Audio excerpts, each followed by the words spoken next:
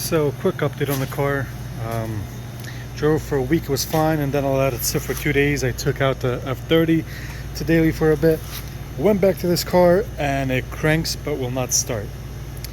I got it to crank and start one time, but it was running on 3 cylinders. It was running really rough. This one wasn't a bad one, was it? No, the third one, 3 and 5 was the code. So we're swapping my coil packs and sparks right now because running on 3 cylinders, not a good look. Buy a BMW, they said. It would be fun, they said. It is fun. I enjoy it. I enjoy crying at night. See what those look like. Yeah. They're clean. They're pretty clean. So, yeah. Messed around with the mass airflow sensor. Noticed that there was a little leak in the tube, so fixed that leak. Ordered a new tube. Haven't put that in, but the leak is fixed, so it's not leaking. Messed around with the coil packs and noticed they were kind of worn, so I'm going to be ordering new ones. But after it died again, I decided to pull out the coil pack, get a new spark plug, and see if there's any spark, because it's weird that it cranks but it doesn't start. So we did that, no spark, which means the ECU is not sending a signal to the coil packs for it to get spark. So I thought, that's weird, let me check all the fuses. So we checked every fuse is good, and the relays are good. And then I was wondering, is it getting fuel? So put the key in the ignition, turned it on, it's getting fuel. The fuel pump was turning on. Then after about a few days, I decided to check again if everything's good. So I turned the key on the on position. Now there's no fuel pump working, there's nothing working. So we decided to, let's get an OBD reader for the BMWs that are specific to this. We plugged it in, it connected to the ABS, it connected to the airbag system, it connected to every sensor on the car but the ECU. Every time we tried to connect the ECU, it said no communication. I thought it was the relay, checked again, not the relay. So that means it has to be the ECU. We were troubleshooting for the whole car, and the ECU is the only thing that hasn't been replaced. So the maintenance in the car is phenomenal. He replaced the boot, he replaced a lot of stuff, the seals, like you name it, everything's been replaced. Coil packs do need to be replaced because he did replace them when he first got the car, which was 8 years ago, and he only put 20,000 miles on the car. So not a lot of miles, but definitely the boot around them wears off, because a bunch of them are cracked a little bit in the boot, but it's whatever. So I ordered a new ECU with an EWS delete, and when that comes in, I'm hoping that the EWS bypasses the security system, because that could be the reason why the car doesn't want to start as well. But the fact that it's not getting spark and now fuel just means that something's up with the ECU. So actually the bumper's coming in today, not next week. So you know what? Let's take this one off. This one's a little bit of a pain. There's 2 screws, 2 bolts there, 1 in the back, 2 there, 1 in the back. Some tabs underneath, which I don't have because I have no skid plate. And once it comes off with the bash bar that you have to remove from this bumper.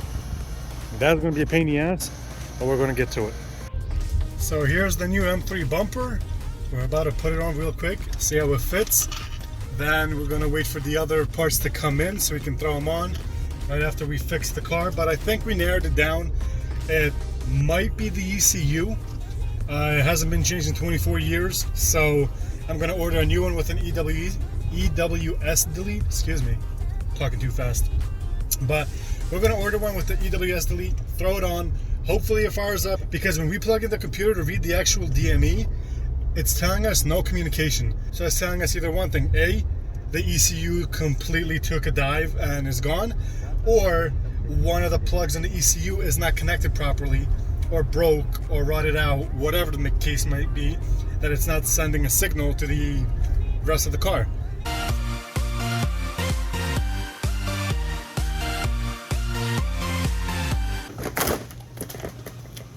Whoops.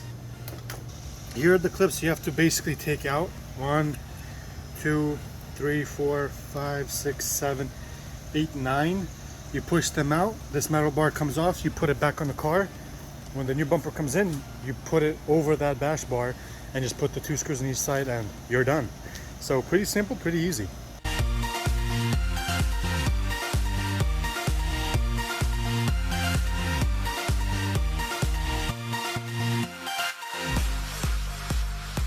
Alfred stopped by to help me out. He's going to be removing the fog lights because you can actually transfer them to the new bumper. They're a little washed out. We'll try to sand them down, clean them up. If that doesn't help, we're just going to get new ones. Now this is pretty exciting. The M3 bumper is here. I just picked it up. And we're going to install it real quick and see what it looks like. So it's pretty simple. Just slide it back on the connectors where they are right there. And I'll probably need to put some pins right underneath it. And maybe a screw or two right in the middle that's right behind this plastic piece right there. Well, there you guys have it. The M3 bumper is on. It looks 10,000 times better. Oh wow, it looks so good already. Still doesn't run though, but it's all good. We're going to order a new EWS or ECU, DME, whatever you want to call it. Going to order a new one. EWS Delete, my fault. But yeah, so we're going to order a new one. Hopefully that fixes the issue so I can put in the new coils, spark plugs, ICV valve, change a few tubes here and there. And yeah, then we can finally like start working on the car, because I have coilovers that just came in, but I don't want to really throw them on right now since the car's not running. And I want to basically get it up a lift if we need to before I put the coils on. But damn, it looks so good now with the M3 bumper. It just needs to be paint matched. Well, the whole car has to be resprayed anyways, but damn, it looks so good. I'm really happy with it now. It looks so good. Much better than that super ugly one over there. Jeez, this thing looks phenomenal. I am so happy with this. Oof. Definitely can't wait to have this thing running again so I can start working on it more, paint it, and sand it a little bit, I guess. But yeah, that'll do it for this video. It's pretty quick, just some troubleshooting with trying to fix the car, all this stuff. But thank you guys so much for watching, and see you in the next one. Hopefully in the next one we get the new ECU and it fixes the issues. So thank you so much for watching, and I'll see you in the next one. Peace out.